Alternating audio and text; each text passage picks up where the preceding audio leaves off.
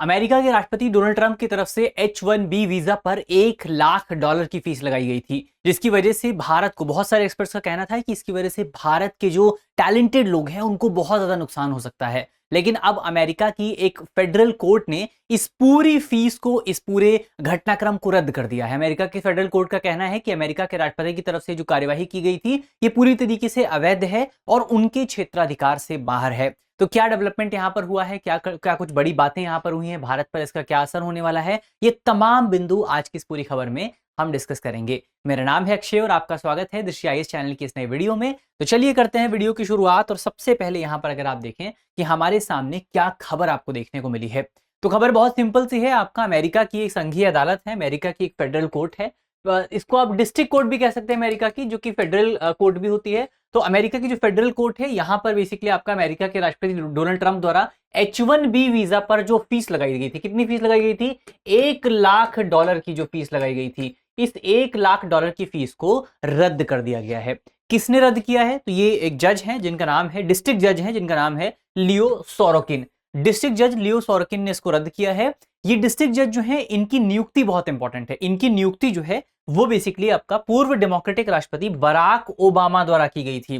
तो उस समय इनको नियुक्त किया गया था। डेमोक्रेटिक राष्ट्रपति हैं ये, डेमोक्रेटिक जो आपके इनको आप डेमोक्रेटिक जज भी कह सकते हैं। आपको पता होना चाहिए अमेरिका में आपको ये देखने को मिलता है कि वहां के जो जज हैं उनका किस पार्टी से अफिलिएशन है, वो किस विचारधारा से संबंधित है, ये वो स्वतंत्र तौर पर उनकी जो है चीजें क्लियर होती हैं कि वो कौन सी पार्टी से रिलेटेड है, वो कौन सी विचारधारा को फॉलो करते हैं। तो ये चीजें वहां पर क्लियर होती हैं। तो यहां पर आपको देखने को मिलेगा क्योंकि इनकी नियुक्ति जो है वो आपका एक डेमोक्रेटिक राष्ट्रपति की तरफ से की गई थी, तो इनको भी लोग डेमोक्रेटिक मानते हैं और इसीलिए इन्होंने जो आपका रिपब्लिकन्स का जो डिसीजन है उसको रद्द कर दिया है। तो ये एक इंपॉर्टेंट पॉइंट यहां पर आपको याद रखना है। तो हमने खबर देखी कि खबर में आपको क्या देखने को मिला है।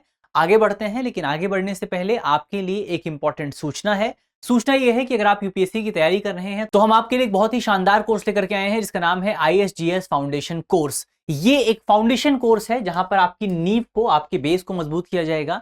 आप जितने भी बुनियादी सब्जेक्ट हैं, जितने भी इंपॉर्टेंट टॉपिक हैं, जितने भी इंपॉर्टेंट विषय हैं, वो सारे टॉपिक हम बिल्कुल बेसिक से लेकर के एडवांस लेवल तक कवर करने वाले हैं। ऑनलाइन क्लासेस होंगी। आप अपनी क्लासेस को जो है अपने घर की सहूलियत के मुताबिक कभी भी कहीं से भी देख सकते हैं और सारी क्लासेस आपका हिंदी और अंग्रेजी दोनों माध्यमों में होने वाली हैं। तो आप अपनी सहूलियत के मुताबिक अपने माध्यम का चयन कर सकते हैं। बहुत सारे फीचर्स इसमें आपको मिलेंगे। 400 प्लस स्ट्रक्चर्ड क्लासेस यहां पर आपको मिलेंगी। Subject wise printed coloured notes यहां पर आपको मिलेंगे। मेंस कैप्सूल सीरीज मिलेगी आपको। प्रीलिम्स की प्रैक्टिस सीरीज यहां पर आपको मिलेगी। आप अपने आंसर लिख करके, लगभग 500 आंसर जो हैं वो आप लिख करके हमारे जो ऐप है उससे इवैल्यूएटर्स के साथ अपना आंसर चेक करा सकते हैं। इसके साथ साथ इसमें आपको एआई पावर्ड लर्निंग मिलेगी। मूल्यांकन की सुविधा के साथ आपको 24 मेंस टेस्ट मिलेंगे और 3 साल के लिए आपका करंट अफेयर की जो पूरा पैकेज है वो आपको मिलेगा। यानी 3 साल के लिए आप करंट अफेयर की तैयारी बिल्कुल इस पूरे प्रोग्राम के माध्यम से कर पाएंगे। तो बहुत अच्छा प्रोग्राम है। अगर आपको प्रोग्राम ज्वाइन करना है,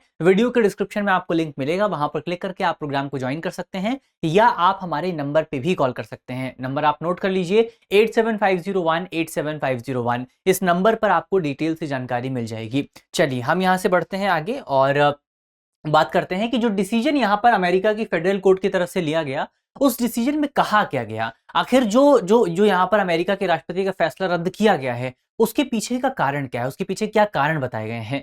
कारण अगर आप यहां पर देखें तो जिन न्यायाधीश ने ये फैसला दिया है उन्होंने ये कहा कि बेसिकली आपका जो शुल्क H1B वीजा पर लगाया गया था वो एक टैक्स की तरह लगाया गया था। वो एक टैक्स हो जाता है और एक अवैध टैक्स हो जाता है, अनलॉफुल टैक्स हो जाता है।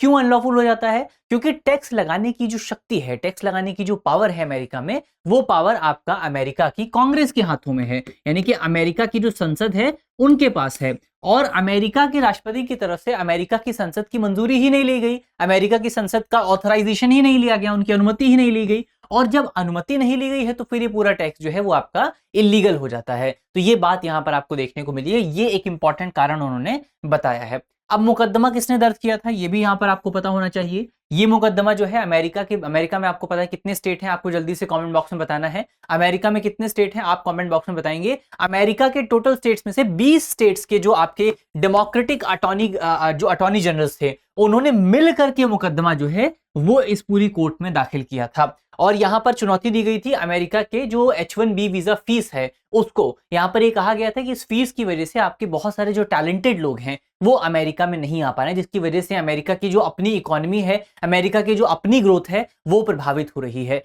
ये एक इंपॉर्टेंट तर्क यहां पर दिया गया था। क्या क्या बातें कही गई थी उससे पहले अगर आप वो देखें तो H1B वीजा कार्यक्रम क्या है। H1B वीजा कार्यक्रम के बारे में हमको पता होना चाहिए, इसकी डिटेल्स हमको पता होनी चाहिए। H1B वीजा कार्यक्रम जो है ये अमेरिका का एक गैर आप्रवासी नॉन इमिग्रेंट वीजा कार्यक्रम है। नॉन इमिग्रेंट का मतलब क्या होता है, गैर आप्रवासी का मतलब यह है कि ये एक टेम्पररी प्रोग्राम है।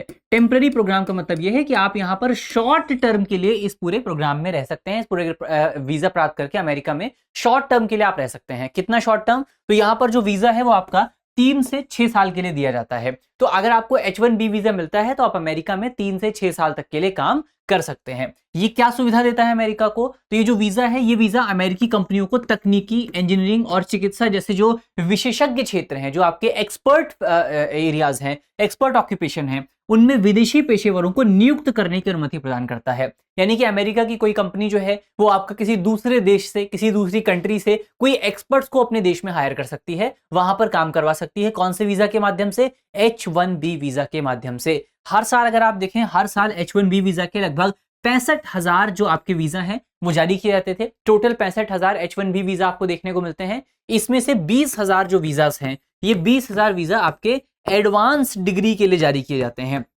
यानी कि जो आपका तकनीक, इंजीनियरिंग और चिकित्सा क्षेत्र है, इसमें भी जो सबसे एडवांस डिग्री है उसके लिए ये अतिरिक्त 20,000 वीजा आपको देखने को मिलते हैं। ये जो 65,000 वीजा हैं ये भी इन्हीं क्षेत्रों के लिए हैं, लेकिन इन क्षेत्रों में भी जो सबसे एडवांस क्षेत्र है उसके लिए आपको अतिरिक्त 20,000 वीजा जो है वो देखने को मिलता है। इसके अलावा हमने टाइम पीरियड देख लिया है, 3 से 6 साल का टाइम पीरियड आपको H1B वीजा का देखने को मिलता है। तो H1B वीजा कार्यक्रम के बारे में हमने बात कर ली है।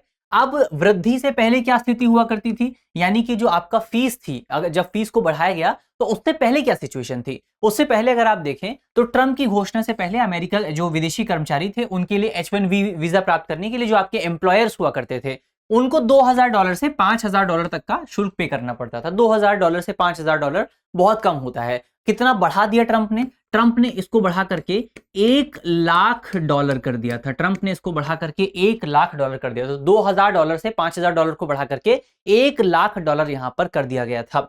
इस वृद्धि का प्रभाव क्या रहा, जो प्रभाव इस केस में भी हमको देखने को मिला, जिस पर इस केस में पूरी बहुत ज्यादा चर्चा हुई, इस वृद्धि का प्रभाव यह रहा कि बेसिकली ये जो शुल्क में वृद्धि की गई इसकी वजह से बहुत सारे जो आपके एक्सपर्ट्स थे, बहुत सारे जो आपके विशेषज्ञ थे जो कि अमेरिका में आकर के काम कर सकते थे, अमेरिका की इकोनॉमी के डेवलपमेंट में योगदान दे सकते थे, वो अमेरिका में आने से हतोत्साहित हुए, डिस्करेज हुए। जैसा कि इस पूरी रिपोर्ट में बताया भी गया, इस पूरे केस में हमको देखने को मिला कि 15 फरवरी तक केवल आपका 65 पेमेंट जो है वो $1,00,000 की हमको देखने को मिली थी। केवल 65 जो आपकी कंपनियां हैं, 65 नियोक्ता जो हैं, उन्होंने $1,00,000 का भुगतान किया था। और कितने स्लॉट्स होते हैं, 65,000 स्लॉट्स होते हैं, और केवल आपके सॉरी माफ कीजिए, केवल 85 लोगों ने जो है यहाँ पर आपका पेमेंट किया है। तो ये आप देख सकते हैं कि कितने कम एप्लीकेशंस जो हैं वो यहाँ पर आपको देखने को मिले थे, क्योंकि आपको पता ही है $1,00,000 बहुत ज्यादा हो जाता है। $1,00,000 पे करना बहुत मुश्किल होता है। तो इसी वजह से बहुत सारे लोग जो हैं वो H1B वीजा का फायदा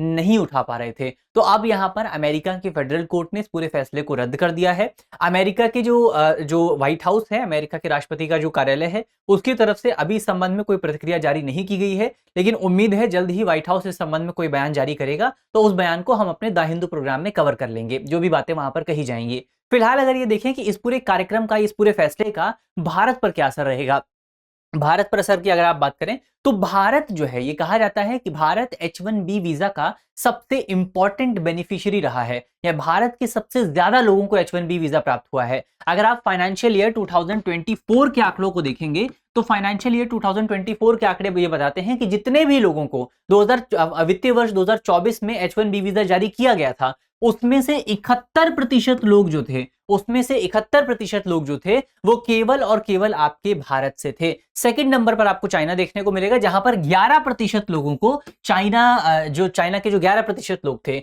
उनको बेसिकली ये वीजा प्राप्त हुआ था। 71% भारतीय लोगों को ये वीजा प्राप्त हुआ था। फिर आपको फिलीपींस देखने को मिलेगा, कनाडा है, साउथ कोरिया है, मैक्सिको है, ताइवान है, पाकिस्तान है। ये सभी लोग बहुत कम है। सबसे ज्यादा कहां पर है, सबसे ज्यादा भारत के लोगों को ये वीजा मिलता है। और ऐसे में जब ये अमेरिका के राष्ट्रपति की तरफ से इस वीजा की जो फीस है उसको बढ़ा करके $1 लाख कर दिया गया था, तो भारत के जो आपके एक्सपर्ट्स थे उनका ये कहना था कि भारत के बहुत सारे जो लोग हैं वो अमेरिका नहीं जा पाएंगे, वो अमेरिका में काम नहीं कर पाएंगे, जिसकी वजह से भारत को जो रेमिटेंस मिलता है अमेरिका से, वो रेमिटेंस भी कम हो सकता है। लेकिन अब यहाँ पर क्योंकि अमेरिका की कोर्ट ने इसको रद्द कर दिया है, तो अब उम्मीद है कि दोबारा से भारत के जो एक्सपर्ट्स हैं वो अमेरिका में जाकर के काम कर पाएंगे और रेमिटेंस का फ्लो जो है वो और भविष्य में बढ़ता रहेगा। तो ये एक इंपॉर्टेंट पॉइंट यहाँ पर आपको याद रखना। हालांकि इसका एक पक्ष अब ये भी कह सकते हैं, बहुत सारे एक्सपर्ट्स का ये भी कहना था कि जब ये फैसला अमेरिका के राष्ट्रपति की तरफ से लिया गया था तो ये उम्मीद जताई जा रही थी कि अब बहुत सारे एक्सपर्ट्स जो पहले अमेरिका में जाकर के काम करते थे, भारत के एक्सपर्ट्स, वो अब भारत में रहकर ही काम करेंगे, वो अब भारत की इकोनॉमी में अपना योगदान देंगे और इससे भारत की अपनी अर्थव्यवस्था ग्रो कर सकती है। वो एक इंपॉर्टेंट एस्पेक्ट यहाँ पर आता है कि आपका अब वो शायद ये ना हो पाए। तो ये एक इंपॉर्टेंट पॉइंट यहाँ पर हमको याद रखना। तो हर चीज के दो पहलू होते हैं, ये हमको पता होना चाहिए। चलिए अब यहाँ पर हमारा जो टॉपिक है वो होता है समाप्त। अंत में आपके लिए एक करंट अफेयर का सवाल है जिसका जवाब आपको कमेंट बॉक्स में देना है। सवाल में आपसे पूछा गया है कि H1B वीजा कार्यक्रम के संदर्भ में निम्नलिखित में से कौन सा कथन सही नहीं है। हमारे ऑप्शन है, option A, H1B visa America का एक गैर अप्रवासी वीजा है। ऑप्शन बी, ये अमेरिकी कंपनियों को तकनीकी, इंजीनियरिंग और चिकित्सा जैसे विशेषज्ञ व्यवसायों में विदेशी पेशेवरों को नियुक्त करने की अनुमति देता है। ऑप्शन सी, H1B वीजा कार्यक्रम के तहत प्रतिवर्ष 65,000 वीजा जारी किए जाते हैं तथा उन्नत डिग्री धारकों के लिए अतिरिक्त 20,000 वीजा जो है वो उपलब्ध होते हैं। ऑप्शन डी, H1B वीजा सामान्यतः 10 से 15 वर्षों के लिए स्वीकृत किया जाता है। तो इसका सही जवाब क्या होगा वो आपको जल्दी से कमेंट बॉक्स में बताना है कि यहाँ पर आपका H1B वीजा के संदर्भ में इनमें से कौन सा कथन जो है वो गलत है। मुझे उम्मीद है कि इस वीडियो में हमने जितने भी इंपॉर्टेंट टॉपिक डिस्कस किए हैं वो टॉपिक आपको समझ में आए होंगे। अगर आपको वीडियो अच्छी लगी है तो वीडियो को लाइक कीजिएगा, वीडियो को शेयर कीजिएगा अपने दोस्तों के साथ, अपने साथियों के साथ, और अगर आप हमारे चैनल पर नए हैं तो चैनल को सब्सक्राइब करना बिल्कुल मत भूलिएगा। मिलते हैं आपसे अगली वीडियो में, तब तक के लिए अपना ख्याल रखिए, ध्यान रखिए, पढ़ते रहिए। धन्यवाद। अब एग्जाम की तैयारी को और बेहतर करने के लिए हमारे चैनल को लाइक, शेयर और सब्सक्राइब करना ना भूलें।